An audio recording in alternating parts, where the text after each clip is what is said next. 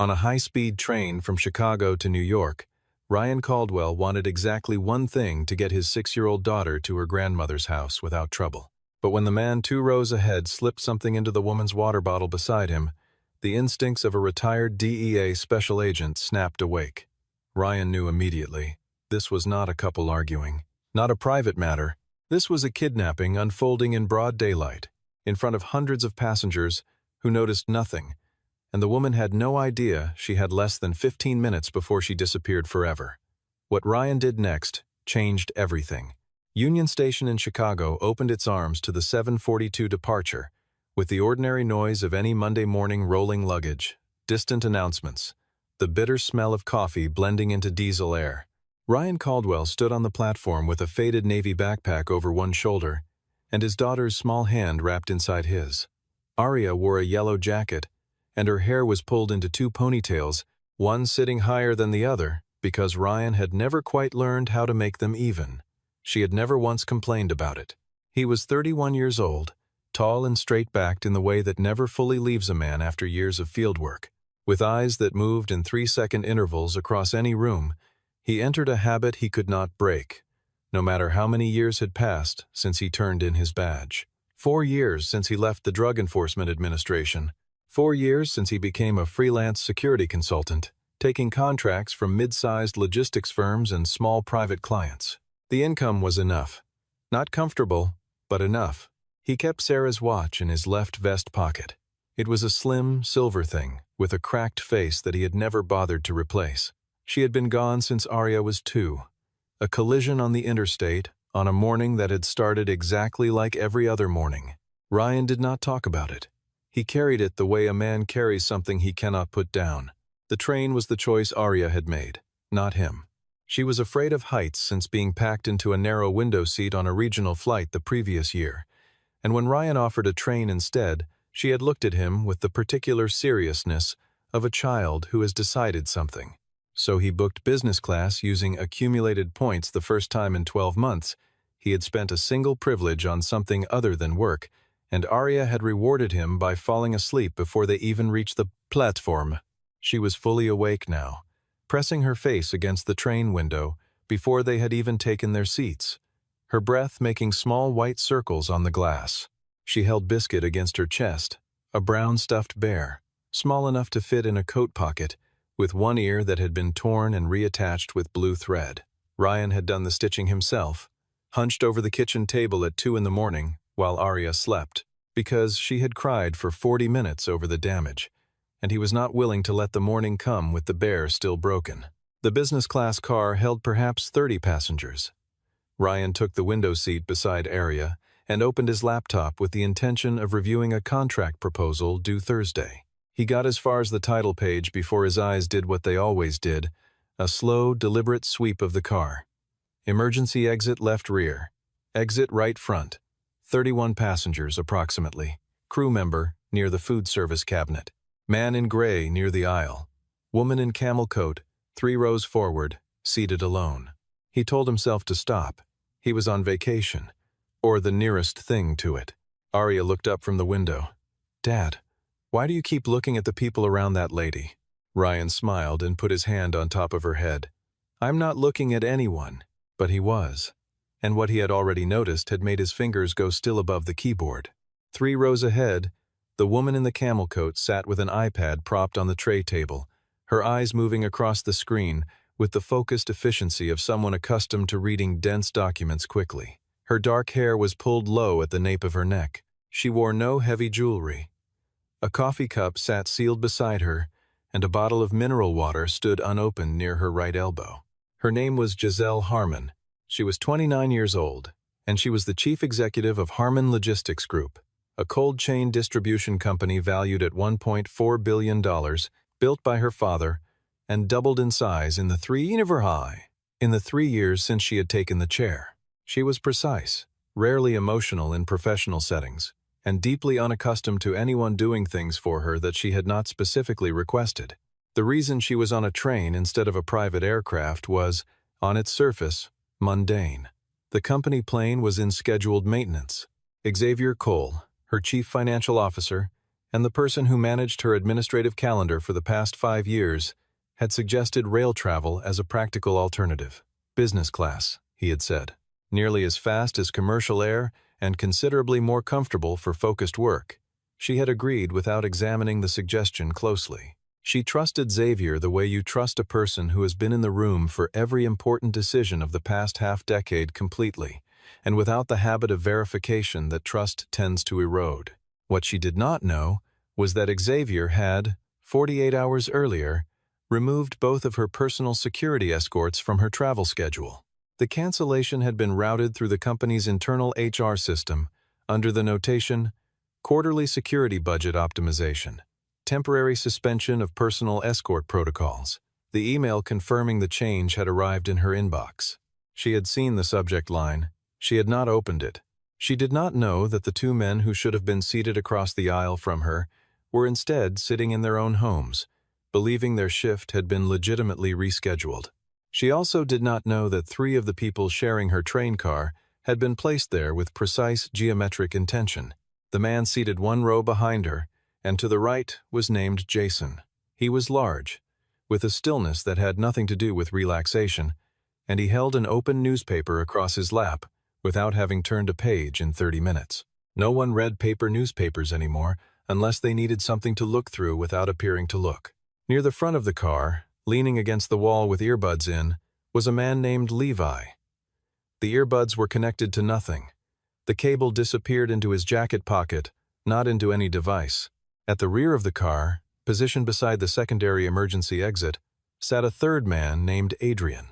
He had chosen the exact seat that blocked both available departure points at the back of the carriage. 3 points, equal spacing, a triangle with Giselle at its center. Ryan had learned that formation in training. He had seen it used twice in the field. He knew precisely what it meant. He closed the laptop. He did not remind himself to relax this time. He did not stare. Surveillance training had worked too deeply into his muscle memory for that.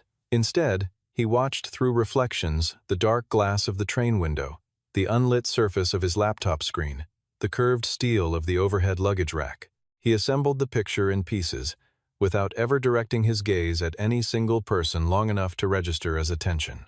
The first detail he had already noted. Jason had changed seats once, during the brief stop at Elkhart. He had moved from the row behind Giselle to the seat immediately beside her own row, on the aisle, the moment a passenger vacated it. The move was smooth, too smooth. Not the casual repositioning of someone seeking more legroom, the deliberate occupation of an adjacent zone. The second detail came 12 minutes later. Levi stood, walked to the restroom at the front of the car, and returned in under 40 seconds. The lavatory on the train required a minimum of 60 seconds to enter, lock, use even partially, and exit. He had not gone to use it. He had gone to check the corridor. The third detail was Adrian, who made a phone call that lasted less than 90 seconds and ended the moment the service attendant walked past his row. A man finishing a conversation for privacy does not time the ending to a stranger's footsteps. A man finishing a conversation because he cannot be overheard does. Ryan was still processing all of this when Arya looked up from her drawing pad.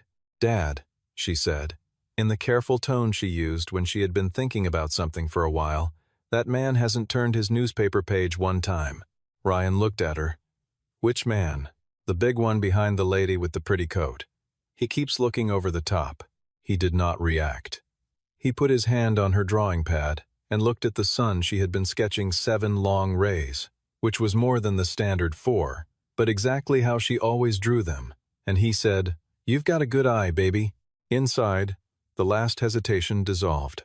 He stood up, took his coat from the overhead rack, and walked forward through the car at the pace of a man going to ask about coffee service, unhurried, slightly bored. The reflective metal of the overhead fixtures gave him a continuous image of Jason's hands as he passed. He saw the slight protrusion at Jason's left hip. Not a firearm, the shape was wrong. Narrow, cylindrical, consistent with a pressurized injector. He passed Giselle without stopping. As he did, he saw her hand reach for the mineral water bottle. He turned around and sat down beside her. He did not look at her when he spoke. He kept his eyes forward, his voice below the ambient rumble of the train. "Don't drink that water. Don't look around the car. Don't change your expression. Just listen." She went still. For 1/2 second, her body did what bodies do when a stranger says something that the rational mind wants to dismiss as absurd, but the nervous system has already categorized as real. Then she turned and looked at him. He was wearing a blue flannel shirt. His hair was slightly overlong and not recently combed. There was nothing about his appearance that suggested anything other than an unremarkable man in his early 30s on a weekday train. She looked at him with the flat assessment of a woman who had been evaluated and underestimated by strangers her entire career, and had learned to return the courtesy in kind. "Who are you?" she said. It was not quite a question. "There are 3 people in this car positioned to take you off this train at Penn Station. The water bottle was accessed while you were on your phone. I watched it happen." He kept his voice level. "I'm going to tell you what I know. I need you to keep looking like you're reading." "Why would I believe you?" He reached into the inner pocket of his coat and placed a card flat on the tray table, half under the edge of her iPad. She looked down. The card was laminated, slightly worn at the corners, the seal of the Drug Enforcement Administration. His photograph, younger. His name, Ryan Caldwell, Special Agent. The word retired printed below in smaller type. "I have a 6-year-old daughter sitting 5 rows behind us," he said. "I have no reason to frighten you, and every reason to be sitting quietly on this train not involving myself in anything. I'm telling you this because it's happening, and because you appear to be the only person it's happening to."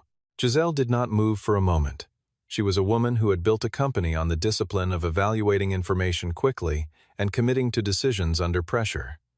She understood what it cost to make the wrong call. She looked past him, down the car, toward the rows he had come from. A small girl in a yellow jacket was sitting alone with a stuffed bear, drawing in a notepad with complete absorption. The girl's 2 ponytails were uneven. She did not look anxious. She looked like a child who believed completely that her father would come back. Giselle set the water bottle down. "Tell me what you know," she said. He laid it out in under 90 seconds. 3 men, their positions, the formation, the injector device he had identified on the man directly behind her.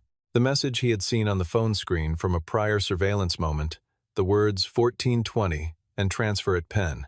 The pharmaceutical profile of fast-acting sedatives used in high-end abduction operations, which rendered a subject cooperative and ambulatory but non-communicative, indistinguishable from an intoxicated passenger to a casual observer. He told her this was professional. This had been planned over days, not hours. The deployment of 3 separate operators in staggered positions was not improvised. She listened without interrupting. "I need 5 minutes," he said. "Stay in your seat. Do not use your phone. Do not stand up. You are reading a contract. That is all you are doing." He stood and placed the copy of his travel magazine on the seat beside her. "If something goes wrong before I'm back, knock on the window hard. The service attendant will come." He walked back toward the rear of the car, past his own row, without looking at Arya. Jason stood and followed him, exactly as Ryan had intended. Before he left his seat, he had leaned down and spoken quietly to the woman in the row across the aisle, a woman in her mid-50s with reading glasses and a paperback mystery open on her lap. Her name tag from what appeared to be a conference lanyard around her bag handle read Bonnie. "I'm sorry to bother you," he said. "I need to step away for a couple of minutes. Would you mind keeping an eye on my daughter? She's 6 and very easy." Bonnie looked at him, looked at Arya, who was already holding up her drawing pad toward the woman with the solemn expression of a child presenting evidence. "This is Biscuit," Arya said, holding up the bear. "We've been on the train for almost 2 hours." Bonnie said, "Of course, sweetheart." Ryan met his daughter's eyes for 1 second. "I'm going to go help someone," he said. "Like when we helped Mrs. Patterson with her car, remember?" Arya nodded with the uncomplicated certainty of a child who has never had reason to doubt her father. "Okay," she said, and went back to drawing. He walked away. The lavatory at the rear of the car was a narrow stainless steel compartment, barely wide enough for 2 people to stand without touching. Ryan entered and left the door fractionally open just enough to register as an oversight. Not an invitation, but enough that a man following him would push it open without knocking. Jason pushed it open 22 seconds later. He did not get the chance to speak. Ryan had placed himself beside the hinge side of the door, not against the far wall. And the moment the door swung inward, he had Jason's weapon arm controlled before the man had completed a full step into the space. What followed was not dramatic. 3 seconds of applied leverage, a precise rotation of Jason's wrist that neutralized his reach, and a controlled pressure point to the lateral neck that dropped the man's consciousness briefly and reliably. Jason folded against the wall and slid down without making a sound louder than the ambient vibration of the train. Ryan crouched and checked his pockets. The injector was there, 2 narrow cylinders in a black foam sleeve. He took both. He found Jason's phone, which was still unlocked from a recent message exchange. He scrolled up. The most recent message read, "Package secured. 1420 transfer at Penn." He went further up. Sent messages, partial, addresses, confirmation codes. And then, in a chain from 2 days prior, a sender address ending in the domain, harmonlogistics.com. Ryan stayed still for 3 seconds, staring at that suffix. Someone inside Giselle's own company had coordinated this. He used the charging cable from his own pocket, a habit from fieldwork. Always carry something long and flexible, and secured Jason's wrists to the handrail under the sink. He pocketed both phones. He checked his reflection in the stainless mirror. His flannel shirt was undisturbed. His hair was the same disorder it had always been. He sent a reply from Jason's phone to the last active contact. "All clear. Package hasn't moved." Then he stepped out and walked back into the car. 2 remained. Levi was sitting near the front of the car with his useless earbuds and his window of 12-minute intervals between position checks. Ryan moved toward him without haste, the way a man moves when he has nothing urgent to accomplish. He sat down in the empty seat beside Levi and placed Jason's phone on the tray table, face down, so that only the case was visible, a phone case Levi would recognize. The moment Levi's eyes dropped to the device, Ryan applied the technique the DEA's close quarters instructors had called the quiet, a sharp inward rotation of the elbow joint that compressed a precise nerve cluster, producing immediate and total loss of motor control in the arm and an overwhelming, paralyzing pain signal that the body could not vocalize without higher cognitive override. Levi had no time for higher cognitive override. He buckled forward against the tray table with what sounded like a man who had fallen asleep suddenly. Ryan kept his hand in place and turned to flag the service attendant walking up the aisle. "Excuse me, I think this gentleman might be having a medical episode." He went lightheaded very suddenly. The attendant came over immediately and crouched beside Levi with professional concern. Levi could not speak and could not move. The attendant stayed. Ryan stood and walked calmly toward the rear of the car. Adrian had noticed something. Not specifically, he had not seen either of the preceding interactions, but he had a timeline, and the timeline had slipped. He was sitting with the rigid posture of someone preparing to act, his eyes moving toward the front of the car. Ryan came from the side corridor. "Sir?" he said, in the clipped, neutral tone of every train employee Giselle had encountered that morning. "I need to verify your seat assignment. There may be a booking conflict." Adrian turned toward him automatically, reaching for his phone. In the narrow junction between the passenger row and the emergency exit vestibule, in the fraction of a second that Adrian's weight shifted and his hands were occupied, Ryan moved him into the luggage alcove at the end of the car with the economical efficiency of someone who had done this in worse conditions, in smaller spaces, with less preparation. The external latch on the alcove door was a maintenance bolt, rarely used, easily engaged from outside. He engaged it. 18 minutes had passed since he had stood up from his seat. He walked back through the car, nodding once to the attendant, still kneeling beside Levi. He passed Giselle's row without stopping. He sat down beside Arya, who was now showing Bonnie how to draw a sun with exactly 7 rays. Arya looked up. "Did you help them?" "All done," he said. She nodded and went back to the sun. Bonnie caught Ryan's eye over the top of Arya's head with an expression that asked nothing and offered everything the particular grace of a woman who understood that some things are not explained in front of 6-year-olds. He had been sitting for less than a minute when he felt the light shift of footsteps stop beside him. Giselle stood in the aisle. Her iPad was in her hand, but the screen had been dark for some time. She looked at him for a moment without speaking, and then she said, very quietly, What did you just do? Ryan looked up at her. The composure he had maintained for 18 minutes was still entirely in place. I made it safe for you to finish reading your contract, he said. She looked at him for another second. Then she said, We need to talk. They moved to the transition vestibule between the two cars, an aluminum junction loud with train noise and empty of passengers, which served as both cover and isolation. Ryan stood with his back to the exterior door, and Giselle stood across from him. And for the first time since the morning had begun, he got a clear look at her face, without the requirement of peripheral strategy. She was composed in the way that people are composed when composure is a professional obligation rather than an emotional state. The steadiness in her jaw cost something. He laid out everything: the formation, the sedative profile, the timeline inscribed in Jason's messages, the planned transfer window at Penn Station. He told her that the operation was not improvisation, the precision of deployment, the pharmaceutical method, the advance coordination through a company email address, all pointed to something that had been constructed over weeks. He showed her the email domain on Jason's phone. She looked at the screen without touching it. The suffix was clear: harmonlogistics.com. An internal address. Someone with access to the company's internal communications had been part of this chain. She didn't speak for a moment. Then she said, Who else knew my schedule today? That's the question, Ryan said. But I need you to think carefully. Who knew you'd be on this train specifically, and who knew you'd be traveling without security?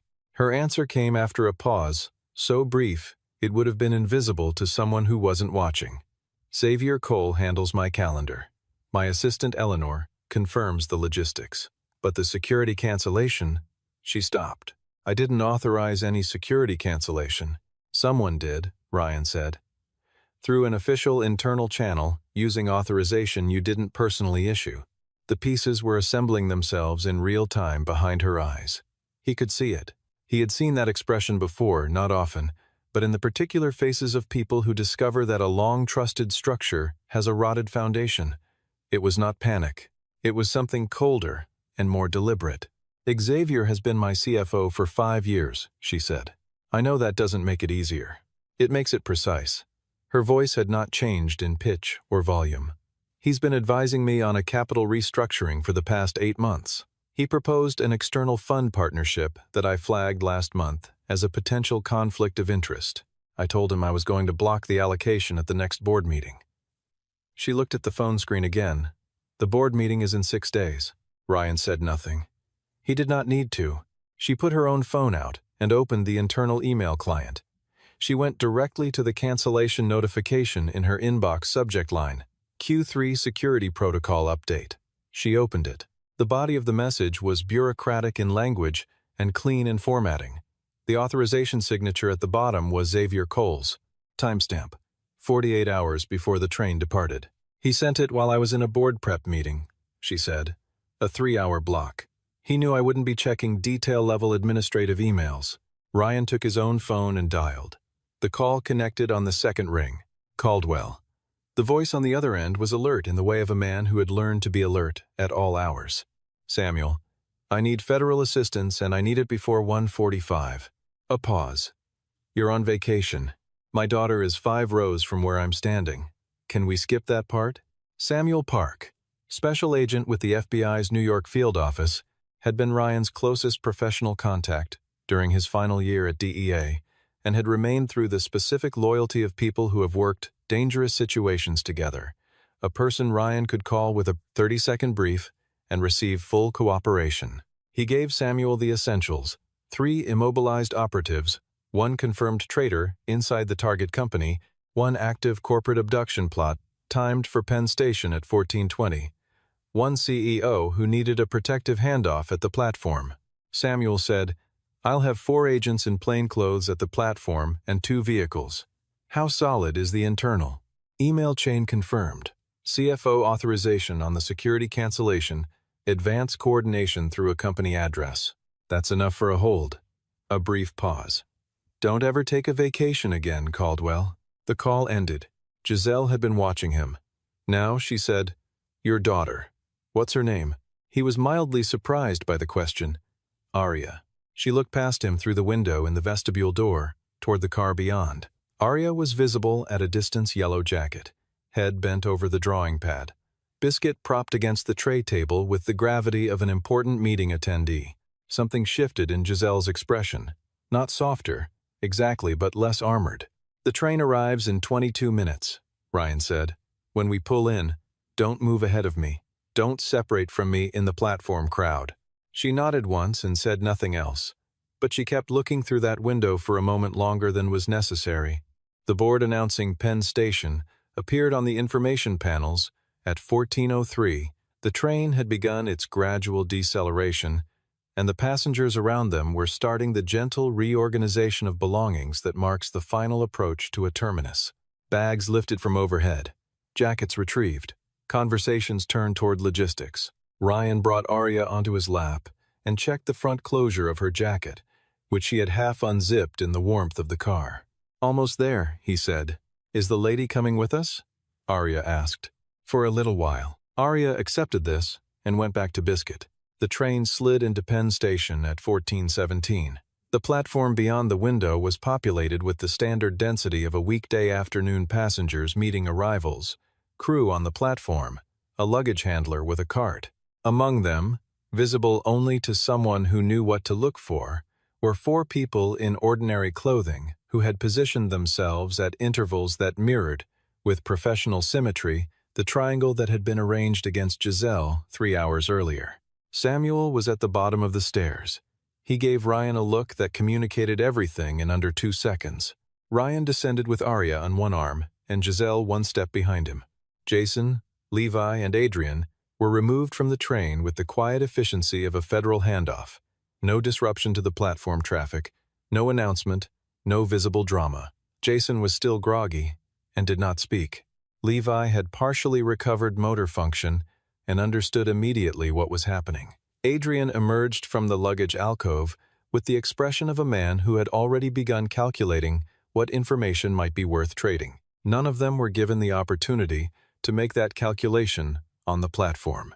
Samuel pulled Ryan aside for 30 seconds, while 2 of his agents stayed with Giselle. "Chicago office is moving on Cole right now. We had the warrant signed 12 minutes ago. He's in a conference room at the company's main office with 2 men we believe are connected to the principal backer, a Dominic Vance. Organized crime adjacency, 3 prior investigations, no prior convictions," Ryan said. He brought them into the building. He was expecting to receive confirmation of a successful operation. Instead, he got us. Samuel allowed himself a brief pause. The conference room laptop had an open document. Transfer agreement for 34% of Harmon Logistics, contingent on the incapacitation or extended absence of the sitting CEO. Ryan looked across the platform to where Giselle was standing with his daughter. Arya had taken Biscuit off her own shoulder and was extending the bear toward Giselle with both hands in the manner of someone offering something of great importance. Giselle was looking down at the bear and had not moved. "This wasn't ransom," Ryan said. "No," Samuel said. "This was a corporate takeover. They needed her gone for 72 hours minimum to execute the transfer. After that, with the documentation they had, they didn't need her gone permanently, just out of the way, long enough to make it legal. How many employees at Harmon? Last public filing just under 2,000. Ryan said nothing. Samuel clapped him on the shoulder once and walked away toward his team. 2 hours later, in a conference room on the 14th floor of the FBI's field office in Lower Manhattan, Giselle sat across from 2 agents and produced every document they required. She answered every question with precision and without hesitation. She had the organized recall of someone accustomed to presenting information under adversarial conditions, and the agents moved through her account quickly. Ryan sat in a waiting area outside the conference room with Arya. They had found a vending machine down the hall, and Arya was working through a bag of pretzels with the methodical dedication she applied to everything she enjoyed. She had found a loose thread on the arm of the waiting room chair and was winding it around her finger and releasing it at intervals. Samuel came out of the inner office and stood in front of Ryan with his hands in his jacket pockets. "We're offering you a consulting position. Official, on the books. I'm not joking. I have a Thursday deadline on a contract proposal. For a logistics company." "Correct." Samuel looked at him. Arya asks good questions, he said. She asked me if FBI agents get to eat pretzels at work, and I told her we prefer crackers. And she said that was statistically unlikely. She's 6. She's been talking to her grandmother on video calls. Samuel said. You should think about the offer, Ryan said. I thought about it. Samuel nodded and went back inside. When Giselle came out of the conference room 45 minutes later, she stopped in the doorway and looked at the waiting area. Ryan was sitting with Arya folded against his side, the drawing pad open across both their laps. He was trying, badly, to follow Arya's instruction on the correct way to draw a butterfly from a single piece of paper. He had not yet succeeded. Arya was watching with the patient expression of a teacher who has explained something 3 times and is deciding whether to simply do it herself. Giselle looked at this for a moment, without interrupting. Then she crossed the room and sat down in the chair across from them. For a moment, nobody spoke. The building outside the windows was starting to show lights in the early dusk. I didn't check that email, she said. Not as a confession, as a fact she was delivering to herself as much as to him. He sent it during a 3-hour meeting. He chose that window deliberately. I had given him authorization over administrative scheduling because it was efficient, and because I trusted him. 5 years. He was in the room when I signed the acquisition of our Northeast Division. He flew to Frankfurt with me for the cold chain partnership review. He sent flowers when my father died. She stopped. I didn't know someone could hold an intention that long. Ryan said, You trusted someone who worked not to deserve it. That's not the same as making a mistake in judgment, isn't it? The failure wasn't trust, he said. It was the absence of an independent verification layer. Those are different problems, and now you know which one to build. She looked at him. He had said it the way a person says something factual, without the upward inflection of reassurance, without the softening tilt of consolation. He had said it as something true that was useful to her, and left the rest alone. The 34% transfer agreement, she said. If it had gone through, 2,000 employees, he said. I know. She was quiet for a moment. Arya looked up from the butterfly demonstration and examined Giselle with the frank assessment of a young child who has not yet learned to pretend she isn't looking. Are you sad? Arya asked. Giselle said, A little. Arya considered this. Then she climbed down from the chair, walked across the small space between them, and placed Biscuit on Giselle's knee with both hands. The way you set down something that requires steadiness. You can hold Biscuit, she said. Biscuit doesn't mind. Biscuit knows when people need something warm. Ryan started to say something. Giselle picked up the bear. The stitching on the reattached ear was uneven.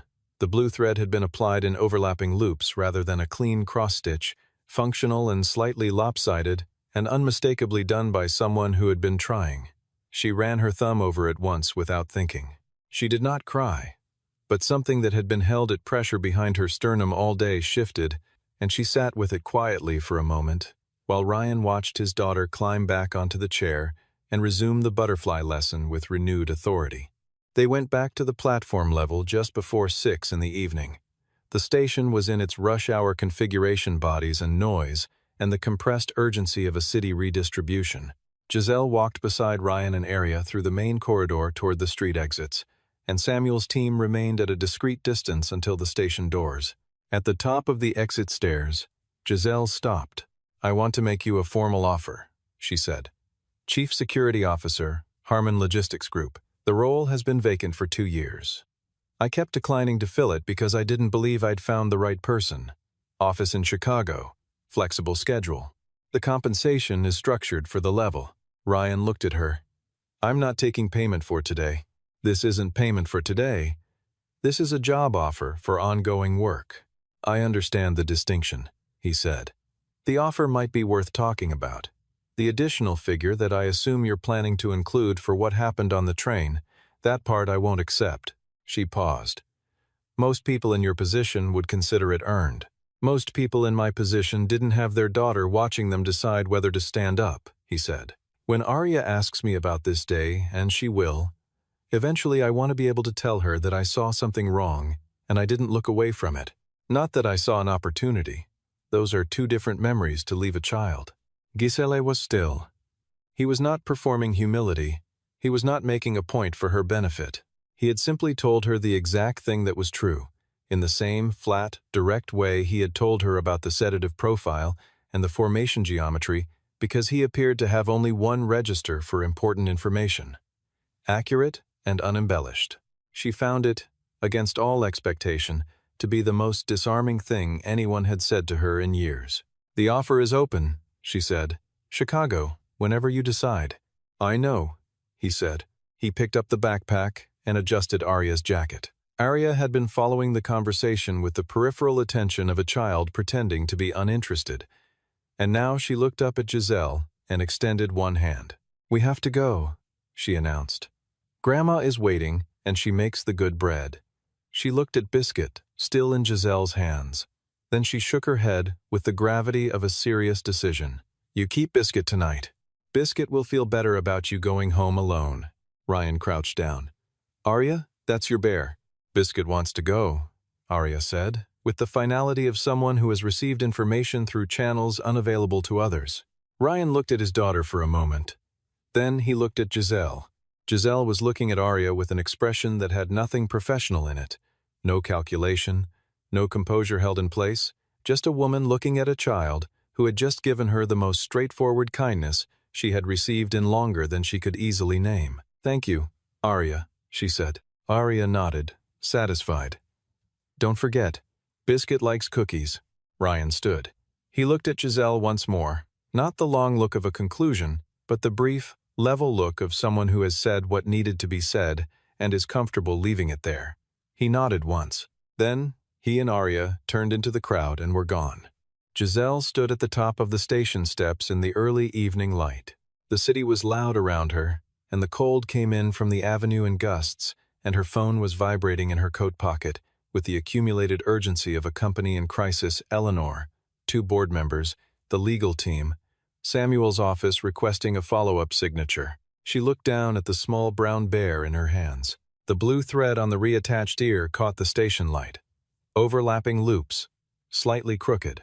The work of a man who had stayed up past midnight to fix something small enough to matter only to a 6-year-old girl who trusted him entirely. She stood there for a few more seconds. Then she answered the phone. Her voice was exactly what it always was, even, clean, oriented toward the next necessary thing. "Eleanor," she said, "call an emergency board session. Tomorrow morning, 7 o'clock. We're rebuilding the verification structure from the foundation up. And clear my calendar for the rest of the week. I'll tell you what we're replacing it with when I get in." She tucked Biscuit carefully under her arm and walked out into the street. She knew what the foundation needed to be built on. She just hadn't known it until today.